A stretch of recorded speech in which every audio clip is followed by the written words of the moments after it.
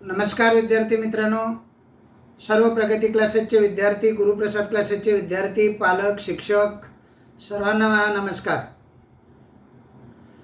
आज आपण इतिहास या विषयाला सुरुवात करणार आहोत. पाठीमागे आपण परवाचं लेक्चर मराठीचं घेतलेलं होतं.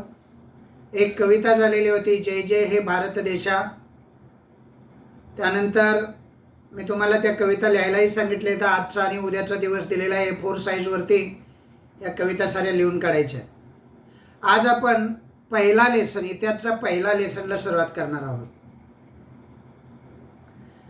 तर इतिहास अभ्यासत असताना बघा, फार म्हणजे पूर्वीपासून, आमच्या वेळपासून असं म्हणा, आम्ही जेव्हा इतिहासचा अभ्यास करायचो ना, तेव्हा इतिहासचा अभ्यास असा असायचा की फक्त पहिलं महायुद्ध, दुसरं महायुद्ध, युद्धांचा इतिहास, राजांचा इतिहास, रजवाड्यांचा इतिहास, संस्थानिकांचा इतिहास, अशा पद्धतीची माहिती वर्षानुवर्ष. अलीकडे इतिहासची जी बुक्स आलेली आहेत, इतिहासची जी पुस्तकं तुम्हाला अभ्यासाला दिलेली आहेत, ती अतिशय सुंदर अशी पुस्तकं आहेत. खास करून इयत्ता 9वी आणि 10वीचं इतिहासचं जे पुस्तक आहे ते अतिशय सुंदर असं पुस्तक आहे. म्हणजे मी एवढ्यासाठी सांगतोय की तुम्ही बारकाईनं त्याकडे लक्ष देणं गरजेचं आहे. उद्या तुम्ही जेव्हा एंट्रन्स एक्झाम द्याल, कॉम्पिटेटिव्ह एक्झाम द्याल, तेव्हा त्यामध्ये जे ज्ञान आवश्यक असतं त्या ज्ञानाला अनुसरून सर्वसामान्य जनता, सर्वसामान्य जनतेचा व्यवहार, सर्वसामान्य जनतेची जीवनशैली, सर्वसामान्य जनतेची संस्कृती आणि सर्वसामान्य जनतेचा आर्थिक व्यवहार यावरती भर दिलेला आपणाला दिसतो. तुम्ही जर अनुक्रमणिका पाहिली तर त्या अनुक्रमणिकेमध्ये इतिहासचे जवळजवळ 9 चॅप्टर आहेत, 9 लेसन आहेत. आणि त्या लेसनमध्ये तुम्हाला आधुनिक इतिहास आणि आधुनिक जगाचा विकास कशा पद्धतीनं झाला, अगदी इतिहास लेखनापासून सुरुवात केलेली आहे. ते इतिहासाच्या ठेव्याचं जतन कसं करावं, इथपर्यंत तुम्हाला 10वीच्या पुस्तकात अभ्यासक्रम आहे. पहिला लेसन इतिहास लेखन पाश्चात्य परंपरा, दुसरा लेसन आहे भारतीय परंपरा इतिहास लेखनाची, तिसरा आहे उपयोजित इतिहास, चौथा आहे भारतीय कलांचा इतिहास, पाचवा आहे प्रसार माध्यम आणि इतिहास, 6वा आहे मनोरंजनाची माध्यमं आणि इतिहास, 7वा आहे खेळ आणि इतिहास, 8वा आहे पर्यटन आणि इतिहास, आणि सर्वात शेवटी ऐतिहासिक ठेव्याचं जतन कसं करावं. म्हणजे ऐतिहासिक ठेवा, इतिहास जो आहे, इतिहासाच्या खाणाखुणा जे आहेत त्या पुढच्या पिढीला उपयुक्त ठराव्यात, त्या पुढच्या पिढीनं सुद्धा अभ्यासाव्यात. असं म्हटलं जातं की जो इतिहास विसरतो तो इतिहास घडवू शकत नाही.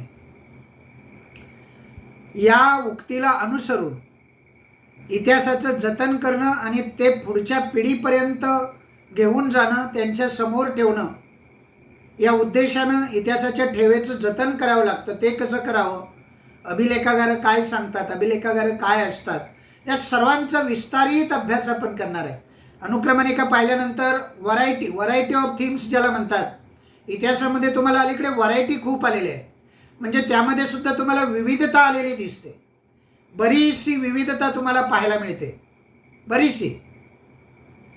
म्हणजे खेळ आहे, पर्यटन आहे, प्रसार माध्यम आहेत, भारतीय कला आहेत, नंतर उपयोजित इतिहास म्हणजे प्रत्यक्ष आपल्या जीवनामध्ये, प्रत्यक्ष आपण व्यवहार करत असताना, आपलं करिअर करत असताना, जीवन जगत असताना इतिहासाचा सुद्धा आपल्या जीवनामध्ये कशा पद्धतीनं उपयोग केला जातो, उपयोजन काय असतं त्याचं. उगीच आपण इतिहास शिकून काय उपयोग असं न म्हणता त्याचं उपयोजन आपल्या जीवनामध्ये सुद्धा कशा पद्धतीनं करता येईल, असा सर्वांगीण विचार करून इतिहासाची मांडणी केलेली आपल्याला दिसते. आता आपण इतिहासाकडे वळत असताना इतिहासाचं महत्त्व पाहिल्यानंतर थोडक्यात लेसनकडे वळणार आहोत. आज आपल्याला पाहायचं आहे इतिहास लेखन. इतिहास लेखनाच्या 2 परंपरा वेगवेगळ्या आपल्याला पाहिजे. आता या 2 परंपरा कोणकोणत्या आहेत. एक परंपरा आहे पाश्चात्य परंपरा आणि दुसरी आहे भारतीय परंपरा. आता या परंपरा आपण जेव्हा पाहतो तेव्हा या परंपरा पाहत असताना आपणाला इतिहास लेखन पाहत असताना कोणकोणते मुद्दे पाहिजेत हे आपल्या म्हणजे डोक्यामध्ये असणं फार गरजेचं आहे. इतिहास लेखनाची परंपरा म्हणजे इतिहास लेखनाला सुरुवात कुठून झाली.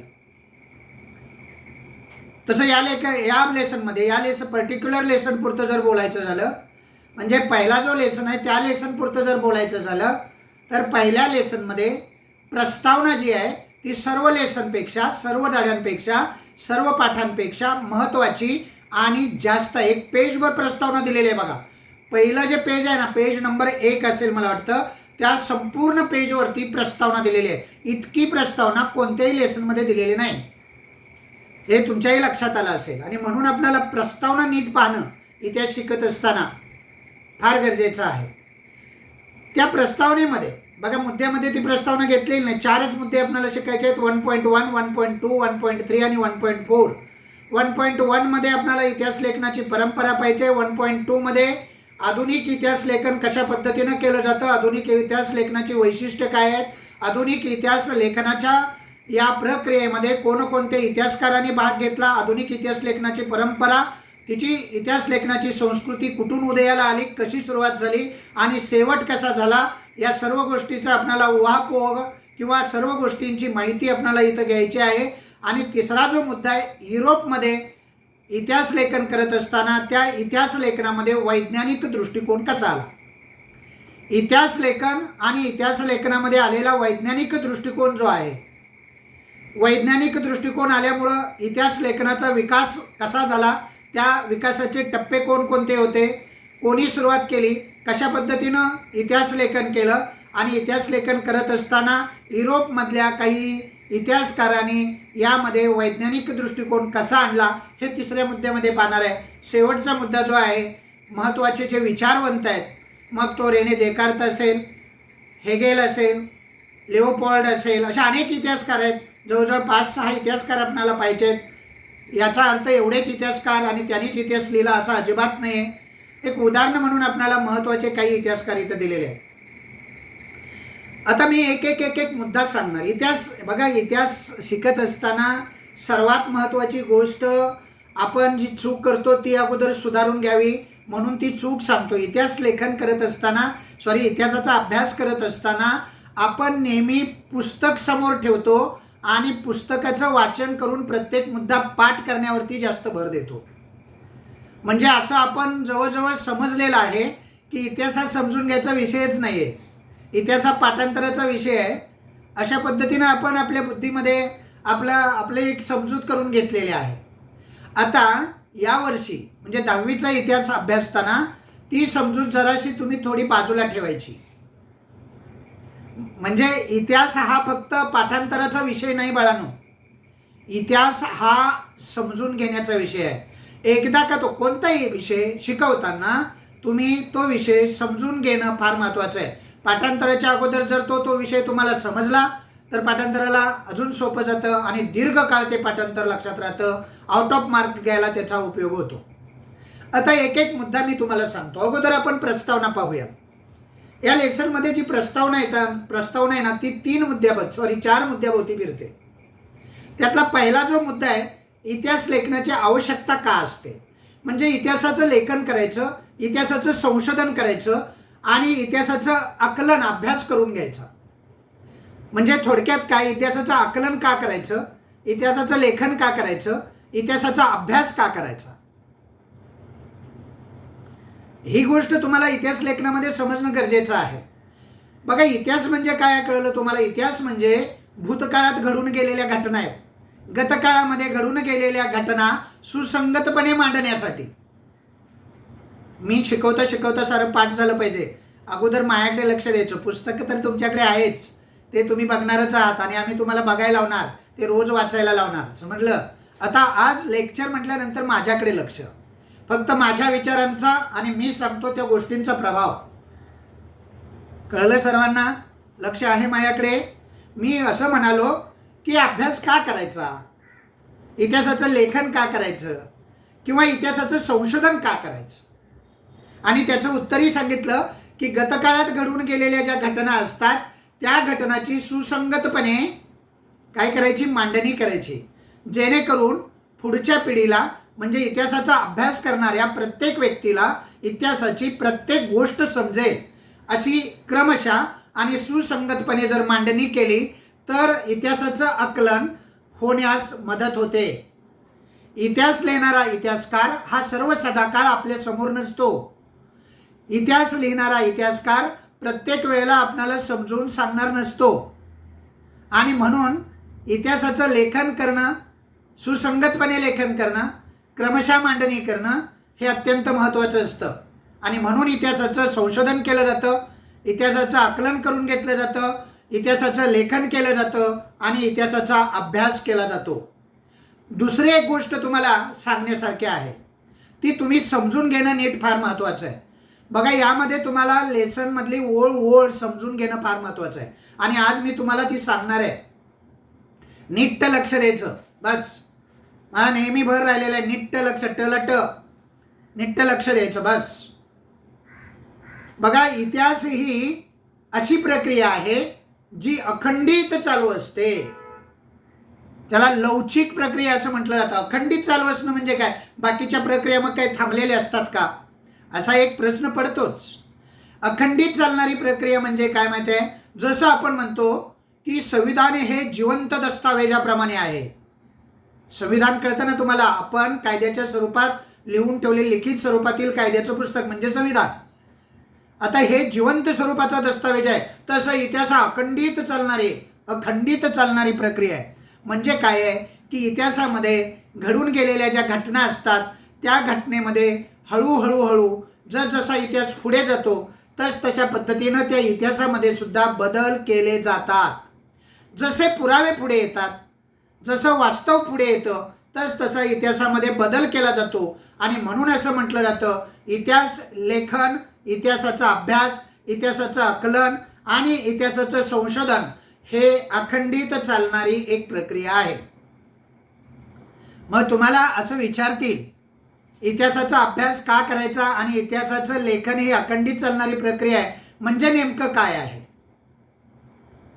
मग तुम्हाला सांगता आलं पाहिजे की इतिहासामध्ये बदल संभवतात, इतिहासामध्ये वेगवेगळी वास्तवं समोर येत असतात आणि इतिहासामध्ये आलेली ही वास्तवं समोर आल्यानंतर इतिहासामध्ये बदल केला जातो. इतिहास हा नेहमी बदलत जातो, इतिहासामध्ये सुधारणा केल्या जातात. म्हणून इतिहास लेखनाच्या या प्रक्रियेला अखंडित चालणारी प्रक्रिया असं म्हणतात. दुसरा त्यामध्ये प्रश्न असा होता की इतिहास लेखन कशासाठी करायचं, संशोधन कशासाठी करायचं, इतिहासाचा अभ्यास कशासाठी करायचा, इतिहासाचं आकलन कशासाठी करून घ्यायचं. तर त्याचं उत्तर आहे, आपण भूतकाळामध्ये घडून गेलेल्या घटना त्या सुसंगतपणे मांडून पुढील पिढीसाठी जतन करून ठेवता याव्यात, यासाठी इतिहासाचा अभ्यास केला जातो. एक मुद्दा झाला, इतिहासाचा अभ्यास का करायचा.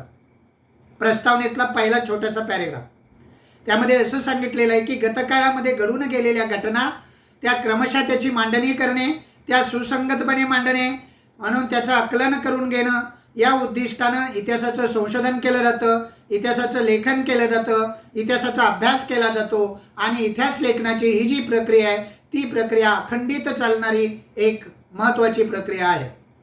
आता दुसऱ्या मुद्द्याकडे आपण वळूया. दुसरा मुद्दा असा आहे की इतिहास संशोधन जे आहे त्या इतिहास संशोधनामध्ये प्रायोगिक पद्धत असते. इतिहास संशोधनामध्ये प्रायोगिक पद्धत वापरणे शक्यच नसतं. बघा, विज्ञान ही एक शास्त्राची शाखा आहे. वैज्ञानिक संशोधन आणि ऐतिहासिक संशोधन या दोन गोष्टी तुम्ही लक्षात घ्यायच्या. मी तुम्हाला उदाहरणासहित सांगणार, मग तो दुसरा पॅरेग्राफ प्रस्तावनेमध्ये तुम्हाला 100% समजला. आणि तुम्हाला त्यावरती प्रश्नही असा विचारला जाऊ शकतो की इतिहास संशोधनामध्ये प्रायोगिक पद्धत वापरणं शक्य नाही. बघा, दोन गोष्टी आहेत, एक असतं वैज्ञानिक संशोधन आणि एक असतं ऐतिहासिक संशोधन. वैज्ञानिक संशोधनामध्ये दोन गोष्टी अत्यंत महत्त्वाच्या असतात, एक प्रायोगिक पद्धत आणि दुसरं निरीक्षण. कळतंय का बाळांनो? प्रायोगिक पद्धत म्हणजे काय माहिती आहे का, की आर्किमिडीज किंवा गॅलिलिओ हे दोन शास्त्रज्ञ होऊन गेले. आइन्स्टाईन नावाचा एक शास्त्रज्ञ होऊन गेला. आर्किमिडीजने एक तत्व मांडलं, कोणताही पदार्थ कोणत्याही द्रवात अंशतः अथवा पूर्णतः बुडवला असता त्याने विस्थापित केलेल्या द्रवाचं वजन त्याच्या वजना एवढं असतं. हा जो नियम आहे ना, तो नियम त्यानं संशोधित केला, त्यासाठी प्रयोग केले, त्याचं निरीक्षण केलं. हा झाला वैज्ञानिक दृष्टिकोन. म्हणजे वैज्ञानिक संशोधन करण्यासाठी प्रयोगाची आणि निरीक्षणाची अत्यंत गरज असते. पण ऐतिहासिक संशोधनामध्ये प्रयोग करणं शक्य नसतं, निरीक्षण करायला आपण तिथे नसतो. वैज्ञानिक संशोधन वेगळं असतं आणि ऐतिहासिक संशोधन वेगळं असतं. प्रायोगिक पद्धत आणि निरीक्षण हे प्रत्यक्ष इतिहास संशोधनामध्ये वापरणं शक्य नसतं. त्याचं कारण असं असतं, इतिहासात घडून गेलेल्या ज्या घटना असतात त्या आपल्या समोर घडलेल्या नसतात. आपण त्यावरती कोणताही प्रयोग करू शकत नाही, त्याचं निरीक्षण आपल्याला करता येत नाही आणि त्या घटनांची पुनरावृत्ती सुद्धा करता येत नाही. त्यामुळं आपण ही प्रायोगिक पद्धत इतिहासामध्ये बघा, दोन्ही घटना घडून गेलेल्याच आहेत. तुमच्या लक्षात येते का बघा, विज्ञानामध्ये एक घटना आहे, गॅलिलिओ असं सांगतो की ॲपल जो आहे तो झाडावरून खाली पडला, म्हणजेच पृथ्वीच्या अंगी गुरुत्वाकर्षण आहे. त्यानं पुन्हा पुन्हा ते प्रयोग केले, निरीक्षण केलं आणि तो सिद्धांत मांडला. ही विज्ञानातील एक गोष्ट आहे. कळलं तुम्हाला? आता तुम्ही म्हणाल की विज्ञानातली ही गोष्ट सुद्धा भूतकाळातलीच आहे आणि इतिहासातली गोष्ट सुद्धा भूतकाळातलीच आहे, मग एकावरती प्रयोग आणि निरीक्षण करता येतं, एकावर का करता येत नाही, असं तुम्ही कदाचित म्हणाल. पण दोन गोष्टीतला फरक जर तुम्ही पाहिला तर तो असा आहे, दोन गोष्टीतला फरक, वैज्ञानिक घटना जी आहे ती वास्तववादी आहे, ती अखंडित चालणारी प्रक्रिया नाही आहे. ती एकदा संशोधित झाली ना तर तिचं संशोधन हे नेहमी आपल्याला करतात. बघा, ॲपल त्यावेळेला सुद्धा गॅलिलिओनं प्रयोग केला, त्यावेळेला सुद्धा खालच्या दिशेनंच आला आणि आजही खालच्या दिशेनंच येतो. पण इतिहासातली घटना तशी नसते. त्यावेळेला आपल्याला समजलेला इतिहास आणि आज समजलेला इतिहास यामध्ये फरक असतो. हा फरक आहे वैज्ञानिक दृष्टिकोनामध्ये, प्रायोगिक पद्धतीमध्ये, निरीक्षणामध्ये. आणि त्यामुळं वैज्ञानिक शाखामध्ये उपलब्ध ज्ञान जे असतं त्या उपलब्ध ज्ञानाची सत्यता पडताळून पाहण्यासाठी, त्याचं निरीक्षण करण्यासाठी या प्रायोगिक आणि निरीक्षण पद्धतीचा अवलंब केला जातो. त्याच्या आधारे घटनाच्या संदर्भामध्ये सार्वकालिक आणि सार्वत्रिक नियम मांडले जातात. इतिहासामध्ये सार्वकालिक आणि सार्वत्रिक नियम मांडणं शक्य नसतं. इतिहासातल्या घटना या हळूहळू आपणाला जसं ज्ञान येईल, जसं वास्तव आपल्या समोर येईल तशा बदलत जातात. म्हणून इतिहास लेखनाला अखंडित चालणारी प्रक्रिया असं म्हटलं जातं. इतिहासावरचं संशोधन हे नेहमीच केलं जातं. कळलं का बाळांनो? आणि म्हणून इतिहास लेखनामध्ये आपणाला संशोधनामध्ये त्याच्या ही प्रायोगिक पद्धती वापरता येत नाही. पुढचा महत्त्वाचा मुद्दा, इतिहास लेखन जे आहे त्या इतिहास लेखनाचे किंवा इतिहासाचे विश्लेषण इतिहासकार कशा रीतीनं करतात. इतिहास लेखनाचं विश्लेषण कशा पद्धतीनं केलं जातं. बघा, इतिहास लेखनाचं विश्लेषण करत असताना इतिहास संशोधनामध्ये प्रायोगिक पद्धत आणि निरीक्षण यांचा अवलंब करणं शक्य होत नाही. त्यामुळं त्याचं कारण असं असतं, इतिहासातील घटना घडून गेलेल्या असतात तेव्हा त्यांच्या निरीक्षणासाठी आपण त्या ठिकाणी उपलब्ध नसतो. त्या घटनांची पुनरावृत्ती करता येत नसते आणि त्या घटना सार्वत्रिक आणि त्याचबरोबर सार्वकालिक अशा मांडता येत नाहीत. त्यामध्ये बदल केला जातो. अशा पद्धतीनं एक इतिहासकार त्या घटनांचं विश्लेषण करत असतो. म्हणजे प्रायोगिक पद्धत इतिहासामध्ये का वापरली जात नाही याची दोन कारणं लक्षात ठेवायची. एक, त्याची पुनरावृत्ती करता येत नाही आणि दुसरं, ती घटना घडते तेव्हा आपण तिथं निरीक्षणासाठी नसतो आणि म्हणून प्रायोगिक पद्धत, निरीक्षण पद्धत ही विज्ञानासारखी इतिहास संशोधनामध्ये वापरता येत नाही. आता प्रस्तावनेतला तिसरा मुद्दा सांगतो. तिसऱ्या मुद्द्याकडे आपण बघा. इतिहासाचं विश्लेषण जे असतं ना, ते इतिहासाचं विश्लेषण वैज्ञानिक दृष्टिकोनावर जर होत नसेल तर मग इतिहासकार कोणत्या दृष्टिकोनातून त्या इतिहास संशोधनाकडे पाहतात ते आपल्याला माहीत असलं पाहिजे. म्हणजे नक्की काय केलं जातं. इतिहास संशोधनामध्ये वैज्ञानिक दृष्टिकोन वापरायचा नाही, प्रायोगिक पद्धती वापरता येत नाही. मग नेमकं इतिहासकार काय करतात, इतिहासकाराचा दृष्टिकोन काय असतो याची माहिती असणं आपल्याला गरजेचं आहे. बघा, इतिहासकार जो असतो ना, ऐतिहासिक संशोधन करत असताना जे ऐतिहासिक दस्तऐवज आपल्या समोर येत असतात त्यामध्ये ज्या भाषेचा वापर केला जातो, ज्या लिपीचा वापर केला जातो तो वापर करण्यासाठी आणि त्याचा अर्थ समजण्यासाठी ती भाषा पहिल्यांदा इतिहासकार जाणून घेत असतो. इतिहास संशोधन करण्यासाठी जरी प्रायोगिक पद्धत उपयुक्त नसेल तर मग हे इतिहासकार नेमका कोणत्या पद्धतीचा वापर करतात, त्यातला एक मुद्दा आहे, एक पद्धत आहे लिपीचा आणि भाषेचा अभ्यास करणे. म्हणजे इतिहासकार नेमकं काय करतो माहिती आहे, इतिहास संशोधन करत असताना, इतिहासाचा अभ्यास करत असताना, इतिहासाचं आकलन करून घेत असताना, इतिहासाचं लेखन करत असताना तो काय करतो, त्याला सापडलेले जे दस्तावेज त्याच्या समोर आलेले आहेत त्या दस्तावेजामध्ये वापरलेली भाषा, वापरलेली लिपी त्याचं स्वतः फक्त आकलन करून घेत असतो. हा त्याचा दृष्टिकोन असतो बरं का. इतिहासकार कशा रीतीनं त्या इतिहास संशोधनाचं, इतिहास लेखनाचं विश्लेषण करतो पहा. त्यातला पहिला मुद्दा आहे लिपी आणि भाषा समजून घेणे. प्रत्येक इतिहासकाराला समोर आलेले दस्तावेज कोणत्या लिपीत आहेत, कोणत्या भाषेत आहेत, ती लिपी मला समजते का, ती भाषा मला समजते का. समजत नसला तर आपण एका तज्ज्ञांच्या साहाय्यानं ती लिपी आणि ती भाषा समजून घेणं अत्यंत महत्त्वाचं असतं. दुसरी गोष्ट असते अक्षरवाटिका, म्हणजेच अक्षरांची वेगवेगळी वळणं. कोणत्या कालावधीमध्ये अक्षरवाटिका कोणत्या पद्धतीनं वापरल्या जात होत्या. एकच भाषा पण लिहिण्याची पद्धत वेगवेगळी. संस्कृत वेगळं, प्राकृत वेगळं, मराठी वेगळं. एकाच भाषेची ही अंग आहेत, पण त्याची लिपी जर तुम्ही पाहिली ना, त्याची अक्षरवाटिका पाहिली ना, त्यामध्ये आमूलाग्र बदल झालेला तुम्हाला पाहायला मिळतो. म्हणजे एक तर तुम्हाला लिपी समजून घेतली पाहिजे, भाषा समजून घेतली पाहिजे, आणि त्यामध्ये सर्वात महत्त्वाचं म्हणजे अक्षरांची जी वळणं आहेत, ज्याला अक्षरवटिका असं म्हणतात, ती वळणं समजून घेतल्यानंतर तुम्हाला त्या घटनेचा वास्तवात कळतो, ती घटना कोणत्या कालावधीमध्ये घडली आणि त्याचं लेखन करणं हे सोपं जातं. आणि म्हणून लिपी आणि भाषेबरोबर तुम्हाला ती अक्षरवटिका म्हणजे अक्षरांचं वळण समजून घेणं फार महत्त्वाचं असतं. मग समजा तुम्हाला जर समजून घेण्यासाठी तुम्हाला अक्षरवटिकाच माहीत नाही आहे तर तुम्ही लेखन कसं करणार असा एक प्रश्न उरतो. त्यासाठी तज्ज्ञांची मदत घेणं गरजेचं असतं. ते पुढे येणार आहे उपयोजित इतिहासामध्ये. इतिहासाचे सुद्धा प्रत्येक क्षेत्रातले तज्ज्ञ असतात आणि त्या तज्ज्ञांचा काय केला जातो रे, त्या तज्ज्ञांचा आपण इतिहास लेखनामध्ये उपयोग करून घेत असतो. मग ते लिपीचा अभ्यास करण्यासाठी असेल, अक्षरांचा भाषेचा अभ्यास करण्यासाठी असेल, अक्षरांच्या वळणांचा अभ्यास करण्यासाठी असेल. आणि दुसरी एक गोष्ट असते भाषाशैली. प्रत्येक कालावधीनुसार, प्रत्येक इतिहासाच्या कालावधीमध्ये तुम्ही जर डोकावून पाहिलं तर प्रत्येक इतिहासकार आणि प्रत्येक साहित्यकार यांची भाषाशैली जी आहे ती वेगवेगळी असलेली आपल्याला पाहायला मिळते.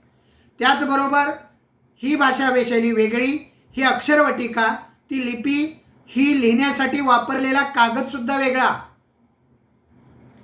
बघा किती मुद्दे आहेत. इतिहास लेखन करत असताना वैज्ञानिक दृष्टिकोनाचा उपयोग करता येत नाही, प्रायोगिक पद्धत वापरता येत नाही.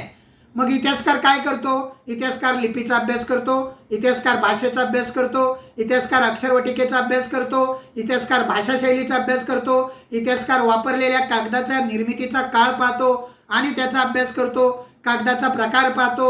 अधिकारदर्शक अशा मुद्रा असतात.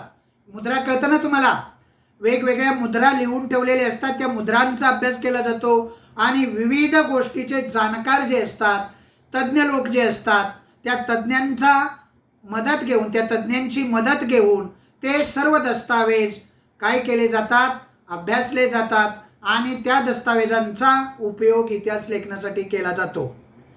विविध गोष्टी आहेत. एक एक गोष्ट आपल्याला सांगता आली पाहिजे. बघा, इतिहासकार इतिहास लेखनामध्ये प्रायोगिक पद्धत वापरत नाही का, त्याची दोन कारणं. कारण त्या घटना आपल्या समोर घडलेल्या नसतात, त्यांचं काय केलं जात नाही, पुनरावृत्ती केली जात नाही, निरीक्षण करता येत नाही, त्यावरती प्रयोग करता येत नाही. त्यामुळे प्रायोगिक पद्धत फेल. इतिहास संशोधनामध्ये प्रायोगिक पद्धत चालत नाही, कारण तिथं आपल्याला प्रयोग करता येत नाहीत, पुनरावृत्ती करता येत नाही आणि त्याचबरोबर निरीक्षणाला सुद्धा आपण प्रत्यक्ष हजर नसतो. त्यामुळे इतिहासाचे नियम वैज्ञानिक तत्वावर मांडणं शक्य नाही. मग कशावर मांडले जातात असा प्रश्न येतो. मग त्याची मी कारणं सांगितली. बघा, कशावर मांडले जातात त्याचे मुद्दे सांगितले. एक असतं भाषाशैली, दुसरं असतं अक्षरांचं वळण, तिसरं असतं लिपी, समजतंय ना तुम्हाला, चौथं असतं त्यावेळेची भाषा, नंतर पाचवं असतं मुद्रा. वेगवेगळ्या मुद्रा असतात, कागद असतो, कागदांचा प्रकार असतात, समजलं, दस्तावेज असे वेगवेगळ्या स्वरूपात असणारे एकत्र करून इतिहासकार तज्ज्ञांच्या साह्यानं, तज्ज्ञांच्या मदतीनं त्याचा अभ्यास करतो आणि मग ऐतिहासिक संदर्भ लावून त्याचा तौलनिक अभ्यास केला जातो. तौलनिक अभ्यास म्हणजे तुलनात्मक अभ्यास. तो त्या पॅरेग्राफमधला शब्द अंडरलाईन करण्यासारखा आहे बघा. तौलनिक अभ्यास केला जातो असं म्हटलेलं आहे. तौलनिक विश्लेषणाच्या आधारे इतिहासकार इतिहास लेखन करतो. तौलनिक म्हणजे तुलनात्मक दृष्टीने. म्हणजे कसं माहित आहे, आत्ताची लिपी त्यावेळेची लिपी, आत्ताचा कागद त्यावेळेचा कागद, आत्ताच्या मुद्रा त्यावेळेच्या मुद्रा, यात काय फरक आहे, त्यावेळेला कोणता धातू वापरला, आता कोणता धातू वापरला, कोणत्या कालावधीमध्ये कोणत्या धातूचा उपयोग केला जातो, अशा अनेक गोष्टी इतिहासकार इतिहास लेखन करत असताना त्याचा आढावा घेत असतो. 3 महत्त्वाचे मुद्दे मी तुम्हाला सांगितले. इतिहासाचं लेखन का करायचं, नंतर सांगितला इतिहास लेखन करत असताना प्रायोगिक पद्धतीचा वापर का करता येत नसतो, विज्ञानाचे निकष इतिहासाला का लागू होत नाहीत, आणि तिसरा मुद्दा सांगितला इतिहासाचं विश्लेषण इतिहासकार कशा पद्धतीनं करतात, कशा रीतीनं करतात. कळतंय का तुम्हाला, सर्वांना कळालं का? आता आपल्याला पाहायचं आहे इतिहास संशोधन पद्धत. पहिल्या पेजवरती जर तुम्ही पाहिलं तर त्या पहिल्या पेजवरती इतिहासाचं संशोधन करण्याची पद्धती दिलेली आहे. त्या पद्धतींचा उल्लेख वर आलेलाच आहे बघा. ऐतिहासिक संदर्भ जे असतात त्या संदर्भाशी निगडीत असणारे वेगवेगळे प्रश्न त्यांची मांडणी करून इतिहासाचं संशोधन केलं जातं. वेगवेगळ्या परिकल्पना मांडल्या जातात आणि इतिहासाचं संशोधन केलं जातं. वेगवेगळी साधनं असतात, त्यांचं चिकित्सक असं निरीक्षण केलं जातं आणि इतिहासाचा अभ्यास केला जातो. वेगवेगळे उपलब्ध असणारी ऐतिहासिक माहिती जी असते, मग ती लिपीच्या स्वरूपात असेल, अक्षरांच्या स्वरूपात असेल, कागदांच्या स्वरूपात असेल, मुद्रेच्या स्वरूपात असेल, ती ऐतिहासिक माहिती जी आहे त्याचे संदर्भ लावले जातात आणि इतिहास संशोधन केलं जातं. ऐतिहासिक माहिती जी आहे त्याचं संकलन केलं जातं. ऐतिहासिक बदल जे आहेत ते कोणते बदल कारणीभूत आहेत, प्रक्रिया काय आहेत त्या अधोरेखित केल्या जातात आणि त्यांचा तुलनात्मक अभ्यास केला जातो. असा एक संबंध आलेला आहे. म्हणजे विशिष्ट ऐतिहासिक घटना ज्या आहेत त्या घटनांचा सुद्धा अभ्यास ऐतिहासिक दृष्टीनं निरीक्षण न करता प्रायोगिक पद्धतीनं कशा पद्धतीनं केला जातो, या सर्व मांडणीला इतिहासाची संशोधन मांडणी असं म्हणतात. इथपर्यंत काय अडचण आहे का सांगा मला. या ठिकाणी आपली इतिहासाची प्रस्तावना संपते. त्यामध्ये आपण 3 मुद्दे महत्त्वाचे पाहिलेत.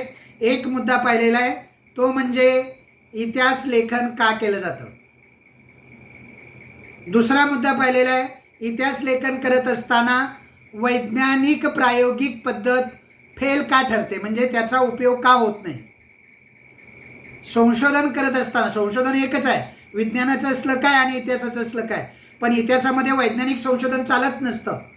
का चालत नाही याचं कारण सांगितलं. पुनरावृत्ती होत नाही, आपण प्रत्यक्ष ते प्रसंग पुन्हा उभारू शकत नाही, निरीक्षणाला आपण प्रत्यक्ष तिथे नसतो. या साऱ्या कारणानं हे प्रायोगिक पद्धत फेल आहे, निरीक्षण करता येत नसतं. मग इतिहासकार कशाचा उपयोग करतात इतिहास लेखनामध्ये, तर मी 5-6 मुद्दे सांगितले. किमान 4 मुद्दे तरी तुम्हाला सांगता आले पाहिजे. एक होतं भाषा, दुसरी होती लिपी, तिसरी होतं अक्षरवाटिका, चौथी होती अक्षरांची वळणं, 5वी होती मुद्रा. नंतर अजून काय होतं रे मुद्रेनंतर ऐतिहासिक संदर्भ जे आहेत त्या संदर्भ म्हणजे वेगवेगळी नाणी, वेगवेगळे धातू आणि तज्ज्ञ लोक, या सर्वांचा एकत्रित अभ्यास करून इतिहासकार हे लेखन करत असतात. इतिहास संशोधनामध्ये कोणकोणते मुद्दे विचारात घेतले जातात त्याचा आपण अभ्यास केला आणि मग आपण ही प्रस्तावना या लेसनची या ठिकाणी संपवतो. समजलं. इतिहास संशोधनामध्ये अजून एक महत्त्वाचा मुद्दा असतो तो म्हणजे इतिहास संशोधनात वेगवेगळ्या ज्ञानशाखा असतात. इतिहास संशोधन करायचं, इतिहासाचं आकलन करायचं, इतिहासाचं लेखन करायचं, त्यासाठी वेगवेगळ्या ज्ञानशाखेची मदतसुद्धा घेतली जाते. त्यातली एक ज्ञानशाखा असते पुरातत्व विभाग. पुरातत्व म्हणजे कळतं ना, पुरातत्व म्हणजे जो विभाग ऐतिहासिक पुरावे उत्खनन करून वरती काढतो, ते पुरावे देऊन इतिहासाची मांडणी करत असतो, तो झाला पुरातत्व विभाग. ही एक ज्ञानशाखा. तुम्हाला सांगता आल्या पाहिजेत इतिहास लेखनासाठी कोणकोणत्या ज्ञानशाखेंचा वापर केला जातो. एक आहे पुरातत्व विभाग. समजलं का सर्वांना बाळांनो? पुरातत्व विभाग कळतोय का? तर पुरातत्व विभाग जो असतो तो पुरातत्व विभाग हा वेगवेगळ्या पद्धतीनं इतिहासाचे वास्तव स्वरूप, इतिहासाचे पुरावे आपल्यासमोर इतिहासकारासमोर मांडत असतो. दुसरी ज्ञानशाखा असते अभिलेखागार. म्हणजे वेगवेगळे फार पूर्वीपासून तयार झालेले ते दस्तावेज आहेत, ते दस्तावेज जसेच्या तसे ज्या स्वरूपात आहेत त्या स्वरूपात जतन करून ठेवणारी एक इतिहासाची शाखा आहे. त्याचं मुख्यालय जे आहे ते दिल्लीला आहे आणि महाराष्ट्राचं मुख्यालय पुण्याला आहे. असा अभिलेखागार असते, ही एक शाखा असते, ती ज्ञानशाखाच आहे. इतिहासाचं ज्ञान घेणारी पहिली शाखा पुरातत्व विभाग, दुसरी शाखा अभिलेखागार, तिसरी शाखा अक्षरवटिकाशास्त्र. म्हणजे अक्षरांची वेगवेगळी जी वळणं आहेत, कोणत्या काळामध्ये कोणत्या लिपीचा वापर केला जात होता याचा एक शास्त्र आहे आणि त्या शास्त्रामधले वेगवेगळे तज्ज्ञ आहेत. त्या ज्ञानशाखेचा सुद्धा इतिहासकार मदत घेत असतो. पुरातत्व विभाग, अभिलेखागार, अक्षरवटिकाशास्त्र, हस्तलिखिते. अजून एक ज्ञानशाखा आहे ती म्हणजे हस्तलिखिते. म्हणजे हातानं लिहून ठेवलेले लेख यांचा सुद्धा अभ्यास इतिहासकाराला करावा लागतो. ती सुद्धा ज्ञानशाखा आहे. कळतंय तुम्हाला? ही ज्ञानशाखा सुद्धा इतिहासकार विचारात घेतो. नंतर भाषा रचनाशास्त्र आहे. कोणत्या भाषेत ते दस्तावेज आहेत, त्यावेळी भाषा कोणत्या काळात ही भाषा होती त्याचं एक शास्त्र आहे. नंतर पुरातत्व विभाग आहे. पुराभिलेख आहेत. पुराभिलेख म्हणजे सर्वात पूर्वीचे लेख आहेत. वेगवेगळ्या इतिहासकारांनी, वेगवेगळ्या पर्यटकांनी लिहून ठेवलेले ऐतिहासिक लेख, त्याला म्हणतात पुराभिलेख. म्हणजे जसं की युवान शॉंग चीनमधून भारतात भेट देण्यासाठी भारतात आला आणि त्यानं आपल्या प्रवास वर्णनामध्ये त्याला आढळलेल्या त्या काळच्या भारतातील अनेक गोष्टी आणि या ठिकाणचे व्यवहार आणि अनेक संस्कृतीचे भाग, परंपरा लिहून ठेवल्या, त्याला म्हणतात पुराभिलेख. बघा, पुरातत्व आणि पुराभिलेख वेगवेगळे आहेत. अभिलेखागार, हस्तलिखित, पुरातत्व, पुराभिलेख, अक्षरवटिकाशास्त्र, भाषा रचनाशास्त्र आणि नाणेशास्त्र. नाणेशास्त्र ही सुद्धा इतिहासाची एक शाखा आहे. नाणेशास्त्र म्हणजे वेगवेगळ्या कालावधीमध्ये वेगवेगळी नाणी कळतात ना सर्वांना. नाणी म्हणजे आपली नाणी नव्हे, नानाची नाणी नव्हे, नाणी म्हणजे कॉईन म्हणतात त्याला. ही वेगवेगळी नाणी आणि त्यावर वापरलेली लिपी, त्यावरची संस्कृती आणि त्यावरच्या देवदेवतांची चित्रे, त्यावरून त्या कलांचा, त्या कालावधीचा बोध होतो. अशा वेगवेगळ्या ज्ञानशाखा ज्या आहेत, या ज्ञानशाखेचा वापर केला जातो. अजून एक महत्त्वाची ज्ञानशाखा असते इतिहास अभ्यासक, इतिहास लेखक, इतिहासकार ज्याला म्हणतात तो वापरत असतो. ती ज्ञानशाखा म्हणजे वंशावळी. बघा, मी अनेक ज्ञानशाखा सांगितल्या, तुम्हाला किमान 4 तरी सांगता आले पाहिजे. साऱ्या काय शक्य नसतं, पाठ करत बसायचं नसतं. इतिहास पाठ करायची गोष्ट नाही, एकदा दोनदा समजून घ्यायचं.